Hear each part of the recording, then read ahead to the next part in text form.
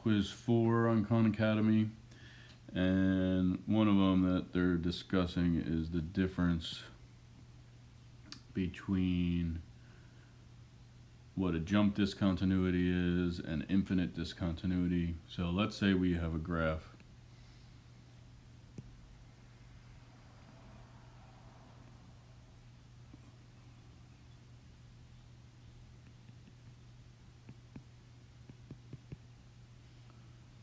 Something like this.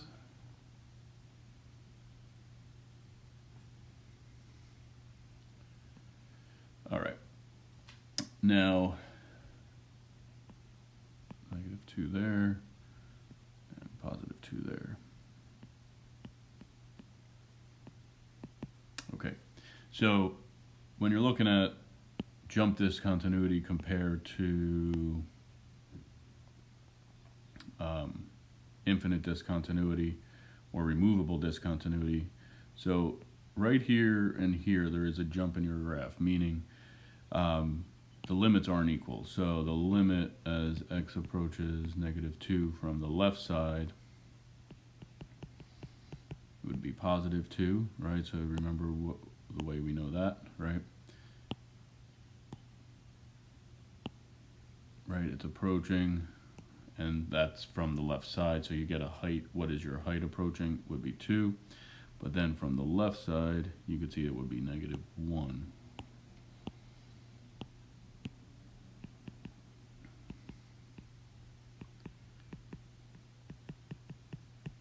So because these two limits are different, this would be considered a jump discontinuity. Okay. At x equals 2, you have infinite discontinuity because both from the left and right side, it approaches infinity. So anytime you have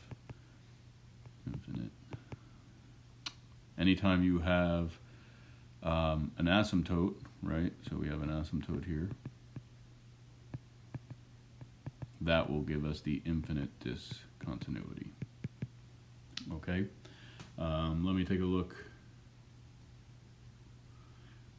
We could discuss continuity here as well. So like when you're looking at this function that we have up where it's continuous, so just think like if you have to lift up your pencil, that means it's discontinuous. So in this graph, it would be continuous from -infinity to -2 and -2 to 2, right?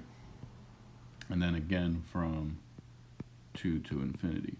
So the places where you have your discontinuity, right, anywhere that you have discontinuity, it cannot be included where it's continuous.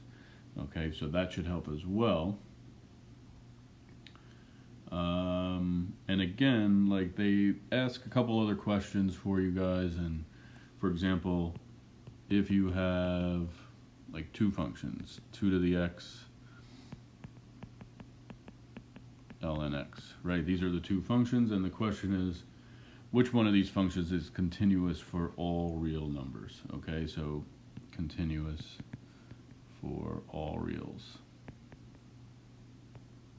That is the question that they ask. Now, hopefully you know the difference between the two graphs. The exponential, like g of x, if that's 1, is just going to look like this. And for f of x is the ln graph. And again, these are two graphs that we need to know all the time, right? Would look like that, where that intersection would be 1. So you could see like the first graph that I drew, right? Always worry about the x-axis. This thing goes on forever, so this would be continuous for all reals. Ln x is only continuous on its domain. The domain, remember, domain here is 0 to infinity. That's where it is continuous. It's not continuous anywhere else except for that domain.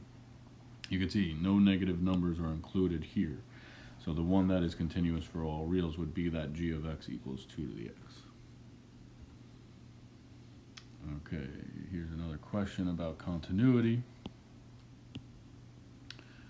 They want you guys to find